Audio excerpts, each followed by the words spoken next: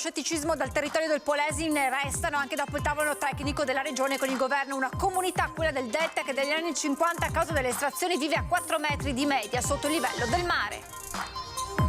Nessuna certezza che le nuove estrazioni siano più sicure di quelle del passato, così il governatore Zaia, che ha ribadito davanti ai ministri l'ultima parola deve spettare alle università del Veneto.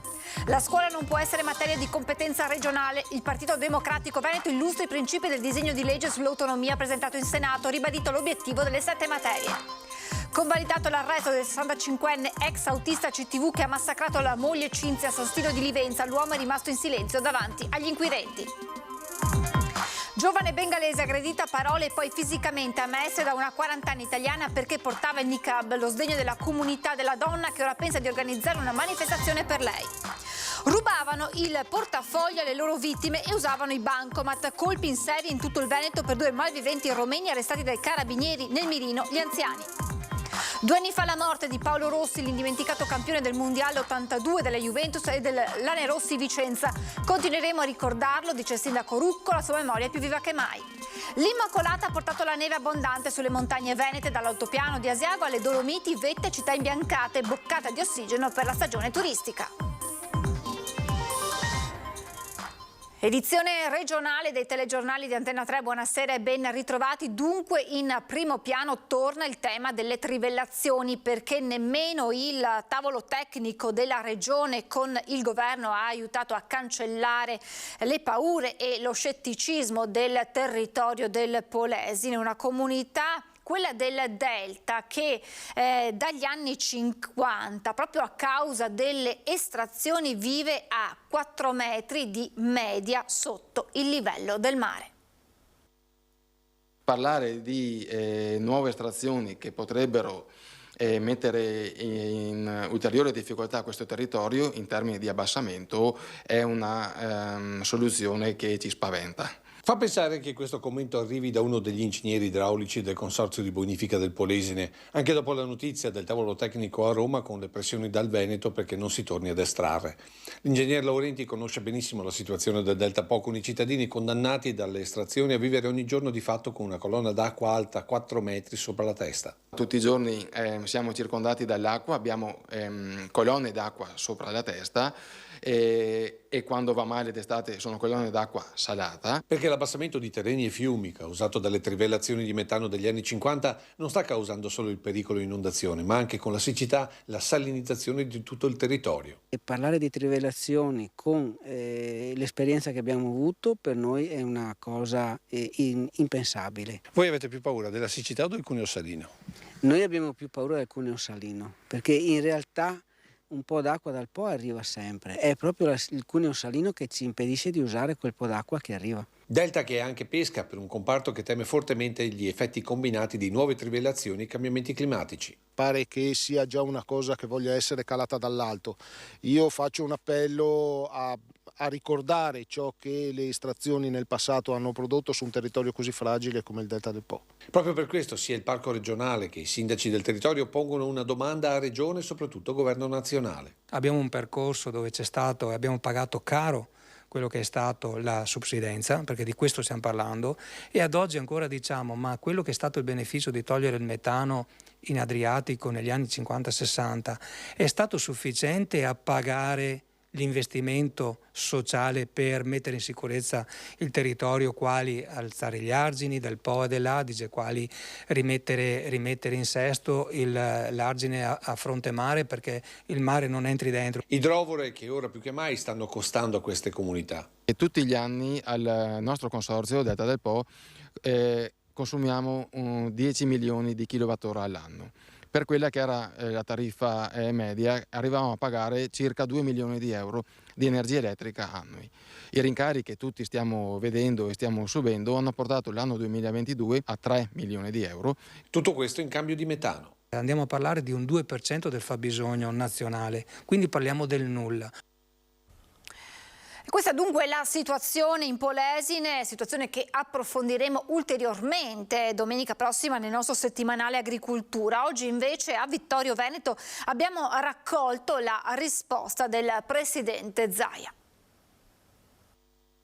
Ho portato i due ministri, a Pichetto Frattin e al ministro Urso, quindi ambiente e sviluppo economico, ho portato l'istanza del territorio. Ho chiesto espressamente che il tavolo tecnico che dovrà verificare ovviamente tutte queste problematiche sia composto anche dalle università del Veneto, per cui la voce dei veneti c'è ed è autorevole. Vorrei però spiegare che non è sufficiente dire che allora con le trivellazioni si estraevano le acque metanifere, oggi si va oltre il blocco dei Dolomi e quindi non ci sarà subsidenza. Queste cose le dobbiamo far dire a un tavolo tecnico, ma soprattutto ce lo devono certificare le università del Veneto. Cosa dire a queste popolazioni? Che la loro preoccupazione è la nostra preoccupazione, che ovviamente vanno fatti gli approfondimenti tecnici, che è esattamente quello che ho chiesto e che potevo fare. Il Partito Democratico Veneto oggi a Padova ha illustrato i contenuti del disegno di legge presentato in Senato relativo all'autonomia. Il percorso verso l'autonomia differenziata del Veneto fatto dal Partito Democratico è arrivato a Palazzo Madama, dove il senatore Andrea Martella ha depositato la proposta di legge che riassume il lavoro fatto dai Dem Veneti in questi mesi. La proposta definisce norme e tempi e chiede un confronto governo e regione per chiudere la partita che ormai dura da oltre 5 anni. Noi abbiamo indicato il modo per farlo. Va approvata una legge quadro nazionale che garantisca l'unità del Paese e questa deve essere approvata dal Parlamento. È necessario stabilire i livelli essenziali delle prestazioni per garantire l'uguaglianza di tutti i cittadini ed è necessario stabilire quelli che sono i fabbisogni standard per l'attribuzione delle competenze alle varie regioni. Devono essere approvati i LEP, i livelli essenziali di prestazione, fatti sulla base di fabbisogni standard. Quello che chiediamo sostanzialmente, al di là del disegno di legge, è proprio di aprire con tutti i cosiddetti stakeholders regionali una discussione: cos'è che ci serve. Cosa ci cambia poi in termini di organizzazione della nostra vita e in termini di efficienza di sistema? In che modo cosa mi comporta in termini di sburocratizzazione? Queste dovrebbero essere le grandi domande. In tema di materie il PD chiede che ci si concentri sul sostegno al lavoro, impresa e rigenerazione ambientale, che altre materie invece come per esempio la scuola vengano escluse. Riteniamo che alcune competenze siano del tutto inattuali e che vadano superate, per esempio la scuola, che è una competenza che deve rimanere statale, e che invece per altre questioni che riguardano il lavoro, la formazione, le politiche per il territorio, l'autonomia sia un processo giusto. 10.000 euro è il tetto al contante imposto dall'Unione Europea. In Italia dovrebbe rimanere a 5.000 euro, ma il dibattito politico resta acceso. Regole antiriciclaggio e pagamenti in denaro liquido. L'Unione Europea ha deciso, fissando un tetto di 10.000 euro all'uso del contante, questo anche per uniformare la situazione nei vari paesi tra chi un limite non lo aveva e chi lo aveva già fissato, come nel caso dell'Italia. Ed è proprio notizia delle ultime ore da fonti di Palazzo Chigi che il governo italiano, in un'ottica di piena sintonia con il Consiglio europeo, sarebbe deciso a confermare il provvedimento nella manovra che fissa la soglia a 5.000 euro. Decisione questa che tante polemiche aveva suscitato. L'aumento che era stato proposto da parte della maggioranza andava incontro a tutta una serie di necessità da parte di imprese, di cittadini, di vita quotidiana. Siamo stati criticati dal primo all'ultimo giorno, fatto salvo oggi l'Unione Europea a dire che il tetto al contante dovrà essere aumentato a 10.000 euro. Bocciano invece la decisione dell'Unione Europea, terzo polo, il Partito Democratico. Il tetto al contante, abbassarlo, è di fatto un regalo che si fa a chi appunto pratica si dà a pratiche elusive. E riteniamo che invece sia cruciale investire su altro per combattere l'evasione fiscale, perché combattere l'evasione fiscale vuol dire anche incamerare risorse che in questo momento servono tantissimo, drammaticamente, alle famiglie, ai lavoratori e ai ceti produttivi. Io penso sia importante viceversa appunto cercare di provare a risolvere questo problema, certamente non soltanto con questa modalità, ma occorrerà individuare altre misure. Dubito che la destra lo faccia finché è al governo, bisognerà che ci pensi qualcun altro, magari dall'opposizione con delle proposte, se ascoltate, e dall'altra immaginando quando ci sarà un cambio di governo. La cronaca: è stato convalidato l'arresto di Giuseppe Pitteri, l'autista di bus in pensione di 65 anni, reo confesso dell'uccisione a bottigliate il 6 dicembre della moglie 60enne Cinzia Luison, omicidio avvenuto nel loro appartamento di San Stino di Livenza, nel Veneziano. L'uomo è rimasto in silenzio davanti al magistrato. Il suo legale ha preannunciato che anche nel primo interrogatorio Pitteri si avvarrà della facoltà di non rispondere. Mamma bengalese, 29enne aggredita a Marghera, presa a calci e pugni perché indossava il niqab, il velo nero islamico che lascia scoperti soltanto gli occhi. L'aggressore è a sua volta una donna. Sono 5 giorni di prognosi refertati dal pronto soccorso di Mestre a Sanuara. La mamma, 29enne bengalese, presa a calci e pugni, quest'ultimi al volto, tra l'occhio e l'orecchio destro, perché indossava il niqab, strappatole violentemente dal viso. L'aggressione mercoledì scorso a Marghera, in via Longhena, La Cita, da parte di una donna italiana sui 40 anni, mentre Sanuara attendeva l'arrivo del marito Arif, imam della scuola coranica per bambini dell'associazione di Via Dante a Mestre, sotto casa del padre di lei, a sua volta strattonato e fatto cadere violentemente a terra nel tentativo di prestarle aiuto. Molti presenti, ma nessuno ha cercato di mediare, racconta oggi il portavoce della famiglia, nonché della comunità bengalese mestrina. Una volta che sono venuto a sapere, io ho invitato la famiglia a esporre una denuncia, in quanto è l'unico mezzo che abbiamo per difenderci. Denuncia raccolta dai carabinieri di Mestre. Pare che l'aggressione sia avvenuta davanti agli occhi atterriti del bimbo più piccolo, il secondogenito di Sanuara, rimasto con lei ancora sotto shock.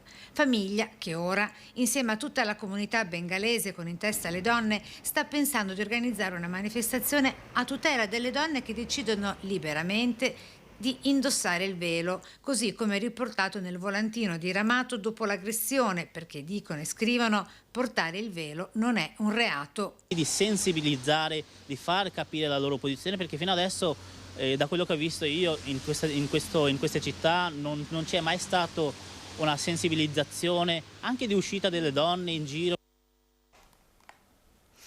Prima un furto a Caorle, poi una serie di colpi in tutto il Veneto e in tutta Italia. 2 ladri fermati dai carabinieri rubavano il portafoglio agli anziani e usavano poi il loro bancomat. I carabinieri di Caorle e Portogruaro hanno fermato 2 cittadini romeni ritenuti responsabili di una serie di furti in tutto il nord Italia. L'indagine è partita da un furto avvenuto a Caorle lo scorso novembre, ai danni di un'anziana che era stata derubata del portafoglio mentre faceva la spesa. Con il bancomat della vittima i 2 avrebbero effettuato numerosi prelievi nelle banche di Caorle e anche alcuni acquisti nei negozi. I 2, secondo le indagini, si spostavano continuamente nel nord e centro Italia e in Veneto, tra le province di Treviso, Padova, Verona e Vicenza. Il sistema era sempre lo stesso: prendere di mira gli anziani e rubare loro il portafoglio. I 2 sono stati identificati nonostante fossero sempre col volto coperto, viaggiando a bordo di un'auto noleggiata da una terza persona. E quando i carabinieri hanno deciso di intervenire, la coppia era all'interno di un supermercato, dove probabilmente stavano cercando un'altra vittima. Fermati e fotosegnalati, si è scoperto che erano già noti alle forze dell'ordine, sempre per gli stessi reati e con lo stesso modo di agire. Visto il pericolo di fuga e di ripetizione del reato e avendo trovato elementi che li collegavano al furto di Caorle, sono stati trasferiti nelle carceri di Padova e Trieste. È il momento di fermarci per qualche istante di pubblicità, tra poco.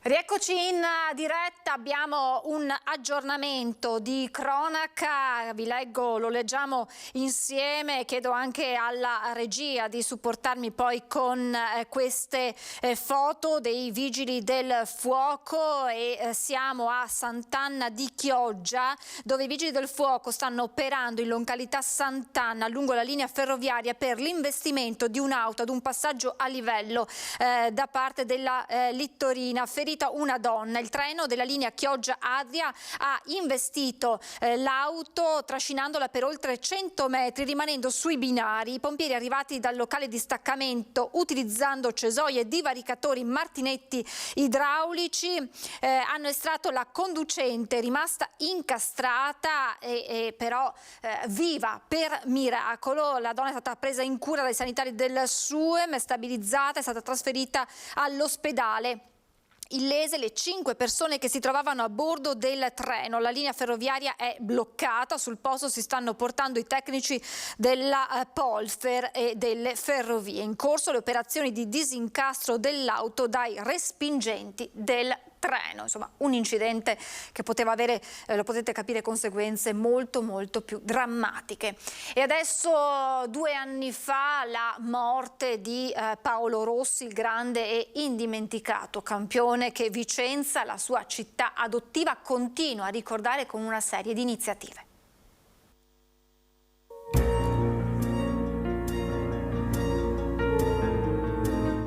Due anni senza Pablito. 2 anni e il ricordo ancora vivo, perché sì, anche i campioni volano in cielo, lasciando un grande vuoto qui sulla terra che hanno calpestato, nelle città che hanno vissuto, dove hanno inventato, creato, costruito la loro leggenda. Paolo Rossi a Vicenza, dove ha spiccato il volo verso l'immortalità sportiva, è ancora vivo. Lo si vede davanti allo Stadio Menti, su un murale pieno di anima. Vibra nei ricordi della gente, ricordi ancora vivaci, appassionati. Lo si trova sul navigatore di un telefonino, Largo Paolo Rossi 9, dove oggi è stato messo un mazzo di fiori. Nel Largo Paolo Rossi, una piazza a tutti gli effetti che rappresenta Paolo e ciò che ha rappresentato per Vicenza. È una piazza in realtà ancora incompleta, perché arriverà nei prossimi mesi anche la statua voluta dalla famiglia, che verrà collocata al centro della aiuola a forma di numero 9. E poi Largo Paolo Rossi è la sede legale del Vicenza. Così Paolo Rossi resterà per sempre Pablito, col suo sorriso da eroe umile. Vicenza lo ha amato in vita, dandogli la cittadinanza onoraria. Era il 18 febbraio del 2020. Fu l'ultimo atto di Paolo Rossi nella città dei primi trionfi, dove poi è tornato solo il suo corpo per la camera ardente per il funerale in Duomo. Ma nello spirito non se n'è mai andato, è sempre rimasto qui, dove ancora oggi, pure stasera che lo ricordiamo insieme in questo telegiornale. Paolo rimane con il suo sorriso un ricordo indelebile e dobbiamo farne giusta memoria, e quindi faremo anche altre iniziative in futuro. Ci sono giorni indimenticati, indimenticabili, ci sono campioni eterni, immortali. Pablito è uno di loro. Il tempo passa e sono 2 anni, ma per una stella che brilla in cielo i giorni non trascorrono mai. Ed è questo il suo gol più grande. Lo ha fatto alla morte, spiazzata. Lui, col suo sorriso da eroe umile, ha giocato d'anticipo e ha segnato. Ha segnato un'epoca, ha segnato il presente e il futuro. Un modello, solo come gli eroi epici, immortale.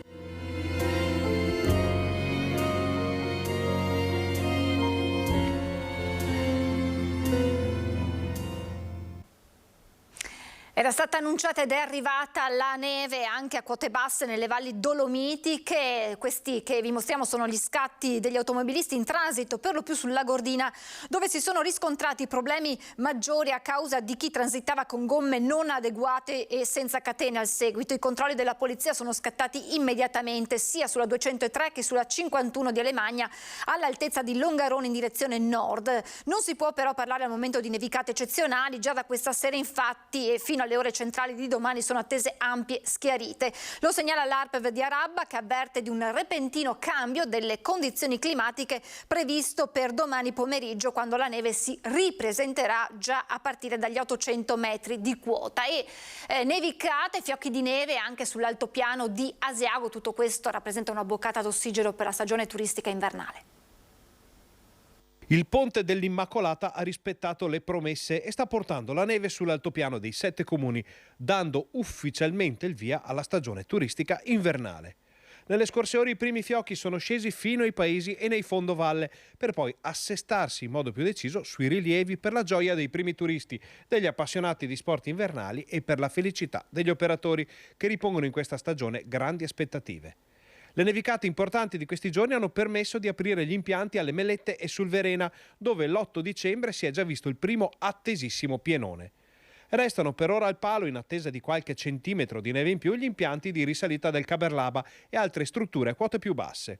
Aperti anche i centri destinati allo sci da fondo di Campolongo e Campomulo, mentre ci vorrà ancora qualche giorno per l'area del Monte Corno di Lusiana. Già partita in grande stile infine la stagione delle ciaspolate e delle passeggiate nella cartolina da favola delle terre alte vicentine. Il ponte sta infatti portando un flusso turistico di tutto rispetto anche nei mercatini dei paesi dell'altopiano, letteralmente presi d'assalto. E ora amministratori, albergatori e attività ricettive in generale si coccolano la Dama Bianca, che sarà di sicuro richiamo anche per il fine settimana. Dopo anni di difficoltà e con le complicate novità legate al costo dell'energia e alla diminuzione della capacità di spesa delle famiglie, l'intero altopiano vede in questa partenza sprint un segnale di cambiamento. Con queste belle immagini della neve si chiude questa edizione del nostro telegiornale. Vi lascio come sempre proprio alle previsioni meteo. Grazie per essere stati con noi, buona serata.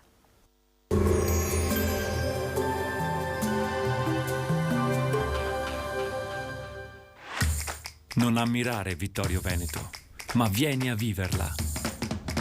Scarica l'app. Bentrovati al meteo.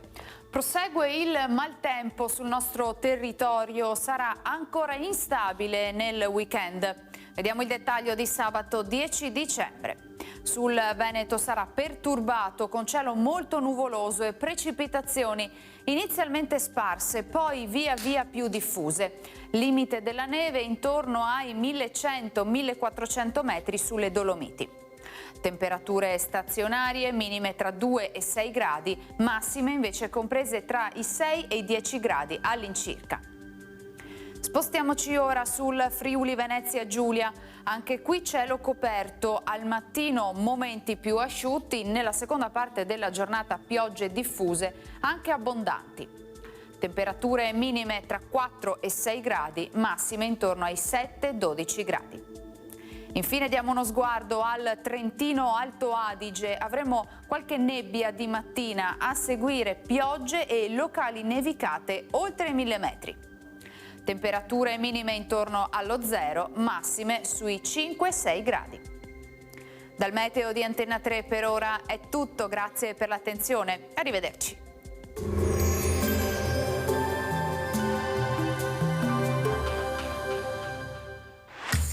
Non ammirare Vittorio Veneto, ma vieni a viverla.